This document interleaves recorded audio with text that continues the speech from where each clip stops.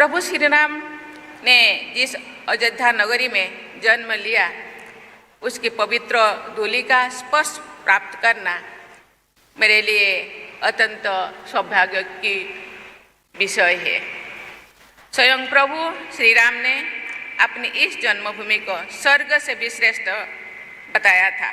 जननी जन्मभूमिश्च स्वर्गादपि गरीयसी। इसी अयोध्या यानी अवधपुरी और आसपास के लोक भाषा में संत कवि तुलसीदास जी ने श्री रामचरितमानस की रचना की थी। मानस में प्रभु श्री राम सीता जी से कहते हैं, यद्यपि सबने वैकुंठों का बखाना किया है तथा वो वेद पुराणों में वर्णित है, जग प्रसिद्ध है, लेकिन वैकुंठ भी मुझे अवधिपुर जैसा प्रिय लगता है। यद्यपि सब वैकुंठ बखाना वेद पुराण विदित योगु जाना अवधिपुर सम प्रिय नहीं जाओ सो ये प्रसंग जानो कौ कौ। ये अयोध्या नगरी सभी राम भक्त के लिए भी सर्वाधिक प्रिय है। राम रावण युद्ध में विजय प्राप्त करने के पश्चात माता सीता और लक्ष्मण जी के साथ प्रभु श्री राम के अयोध्या आगमन का अत्यंत कलात्मक रेखाचित्र हमारे संविधान की हस्तलिखन मूल प्रति में शोभायमान है। ये रेखाचित्र मूल अधिकार के अत्यंत महत्वपूर्ण भाग 3 के आरंभ में दिखाई देता है। मुझे ये देखकर प्रसन्नता हुई है कि इस चित्र के विषय में जानकारी और जागरूकता प्रसारित की जा रही है तथा जनमानस को संवैधानिक आदर्श एवं पवित्र सांस्कृतिक प्रतीकों के साथ जोड़ा जा रहा है। चित्र चैत्र शुक्ल प्रतिपद संवत में 2083 के शुभारंभ के दिन नवरात्र के प्रथम दिवस पर यहाँ आकर मैं स्वयं को कृतार्थ अनुभव कर रही हूँ। मैं देश विदेश में रहने वाले सभी भारतवासियों और राम भक्तों को नए वर्ष की आत्मिक बधाई देती हूँ। नवरात्रि के अंत में रामनवमी के दिन हम सब प्रभु श्री राम का जन्मोत्सव मनाते हैं। मैं सभी को नवमी तिथि मधुमास पुनीता यानी रामनवमी के दिन मनाए जाने वाले सभी पावन वर्ष की मैं अग्रिम बधाई देती हूँ। इस पवित्र श्री राम जन्मभूमि मंदिर का भूमि पूजन, यहाँ रामलीला के दिव्य विग्रह के प्राण प्रतिष्ठा, राम दरबार का भक्तजनों के लिए खोला जाना तथा मंदिर के शिखर पर धर्म ध्वजारोहण की तिथियां हमारे इतिहास और संस्कृति की स्वर्णिम तिथियां हैं।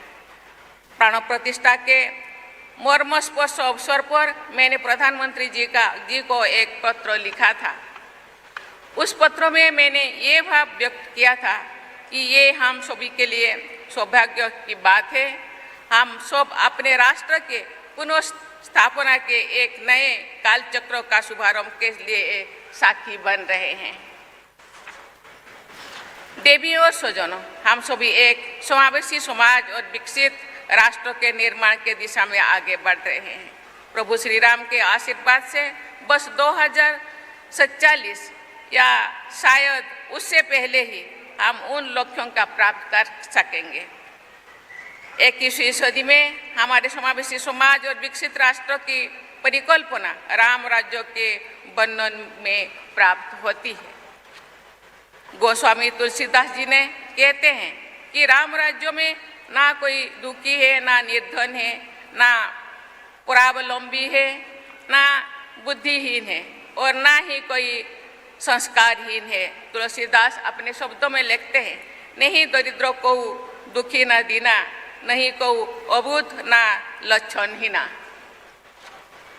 पिछले दशक के दौरान 25 करोड़ से अधिक लोगों को गरीबी की सीमा रेखा से ऊपर निकाला गया है तथा ऐसे प्रयास के लिए किया गया ताकि वो गरीबी से मुक्त हो सके। राम राज्य का आदर्श आर्थिक समृद्धि और सामाजिक समरसता के उच्चतम मानकों को प्रस्तुत करना है। माता सबरी से प्रभु श्री राम का भावपूर्ण मिलन, निषाद राज से उनका स्नेह संबंध, युद्ध में काल भी बानर आदि का सहयोग लेना, जटायु, जाम्बवान और गिलहरी सभी को सम्मान तथा स्नेह और प्रेरणा प्रदान करना, ऐसे अनेक प्रसंग एक सर्वस्पर्शी तथा सर्वसमावेशी जीवन दर्शन को अपनाने का आदर्श प्रस्तुत करते हैं। आज के संदर्भ में मुझे ये देखकर खुशी होती है कि सामाजिक समावेश तथा आर्थिक न्याय के साथ साथ पर्यावरण संरक्षण और जीव जंतुओं के सुरक्षा हेतु भी बड़े पैमाने पर राष्ट्रीय लक्ष्य तय किए गए हैं और उन्हें कार्य रूप दिया जा रहा है। राम राज्य के आदर्शों पर चलते हुए हम सब नैतिकता और धर्माचरण पर आधारित राष्ट्र का निर्माण कर सकेंगे। श्री राम जन्मभूमि तीर्थ क्षेत्र का आदर्श वाक्य है, रामो विग्रहवान धर्म, अर्थात प्रभु श्री राम धर्म के प्रतिमान स्वरूप है। धर्म के व्यापक अर्थ के आधार पर निजी और सामूहिक जीवन को संचालित करते ही हम प्रभु श्री राम की सच्ची पूजा अर्चना कर सकेंगे। प्रभु श्री राम के आशीर्वाद से इस मंदिर तथा परिसर की भव्यता बढ़ती ही जा रही है। माता अन्नपूर्णा, माँ दुर्गा, प्रभु श्री राम परिसर तथा रामलला का दर्शन करके मैं कृतकृत हो गई हूँ। लेकिन प्रभु श्री राम की असीम कृपा से आज इस पावन परिसर में मुझे और भी पूर्ण लाभ मिल गया है। मुझे सप्त मंदिर में जाकर माता सबरी, निषाद राज, माता ओहला, महर्षि विशिष्ट, महर्षि वाल्मीकि, महर्षि विश्वामित्र और महर्षि अगस्त की पवित्र मूर्तियों का दर्शन करने और आशीर्वाद प्राप्त करने का भी सौभाग्य मिलेगा। मेरी प्रार्थना है कि प्रभु श्री राम तथा सभी देवी देवताओं एवं दैवी विभूतियों की कृपा सभी देशवासियों पर बने रहे। उन सब की कृपा से हम आधुनिक विश्व में राम राज्य जैसे व्यवस्था स्थापित कर सके। देवियों और स्वजनों, मैं चाहूँगी कि हमारे सभी देशवासी घोट घोट व्यापी राम के पवित्र शक्ति भाव के साथ एकात्म होकर आगे बढ़े। जन सामान्यों की भाषा में हम सब सुनते रहे हैं, मुझमें राम, तुझमें राम, सब में राम समाए। राम भक्त के पवित्र बंधन में जुड़कर सबके प्रति अपनेपन के भाव के साथ हम राष्ट्र निर्माण करें। इस दिव्य मंदिर के द्वितीय तल गर्भगृह में श्री राम यंत्र की स्थापना और पूजन करने का अवसर मुझे मिला। मुझ पर प्रभु श्री राम की असीम कृपा का प्रमाण है। ये मेरी विनम्र मान्यता है। ये श्री राम यंत्र कांची कामकोठी पीठ के जगत गुरु शंकराचार्य जी द्वारा प्रदत्त है। प्रभु श्री राम और भगवान शंकर के बीच दैवी स्नेह के आदर्श को उनके भक्तों की परंपराओं ने भी अपने उपासना पद्धतियों में निरंतर बनाए रखा है।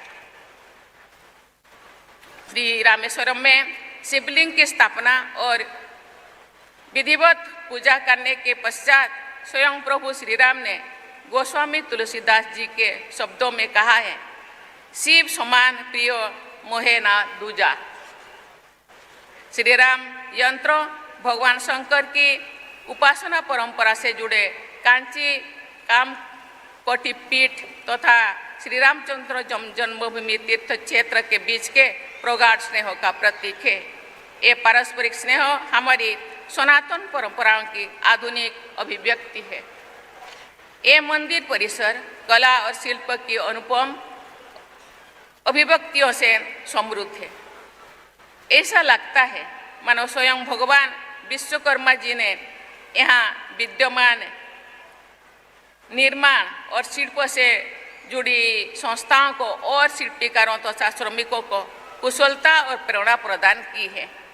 मैं सभी श्रमिकों, शिल्पकारों और निर्माण संस्थाओं की हृदय से सराहना करती हूँ। मुझे ये जानकर बहुत प्रसन्नता हो रही है कि प्रभु श्री राम जन्मभूमि के इस पवित्र मंदिर में देश विदेश से करोड़ों श्रद्धालु आकर दर्शन लाभ कर चुके हैं। अयोध्या धाम धार्मिक पर्यटन का प्रमुख केंद्र बन गया है। हमारे सनातन चेतना और ऊर्जा से जुड़ा ये मंदिर परिसर भारत के पुनर्जागरण के पावन प्रतीक के रूप में सदैव पूजनीय बना रहेगा। हमारे देश का पुनर्जागरण आर्थिक, सामाजिक, राजनीतिक और सांस्कृतिक इन सभी आयामों पर हो रहा है। देवभक्तों और देवभक्ति दोनों का मार्ग एक ही है। प्रभु श्री राम को सही अर्थों में नमन करना और भारत माता के वंदन करना एक ही है। जिस हृदय से नमामि रामम रघुवंशनाथम का भाव प्रसारित होता है, उसी हृदय से वंदे मातरम के हमारे राष्ट्रीय गीत का गायन होता है। राष्ट्रकवि मैथिली शरण गुप्त जी ने लिखा है कि पुण्यभूमि भारत के आकर्षण से प्रभु श्री राम ने यहाँ अवतरण किया था। गुप्त जी के महाकाव्य साकेत में प्रभु श्री राम कहते हैं, इस बुतौल को ही स्वर्ग बनाने आया। आज साकेत यानी प्रभु श्री राम की अयोध्या नगरी में हम सब ये संकल्प ले कि भारत माता के गौरव को विश्व समुदाय के शिखर पर ले जाएंगे। प्रभु श्री राम की कृपा से हमारा ये संकल्प सिद्ध हो। इसी प्रार्थना के साथ मैं अपनी वाणी को विराम देती हूँ। धन्यवाद। जय हिंद, जय भारत, जय श्री राम।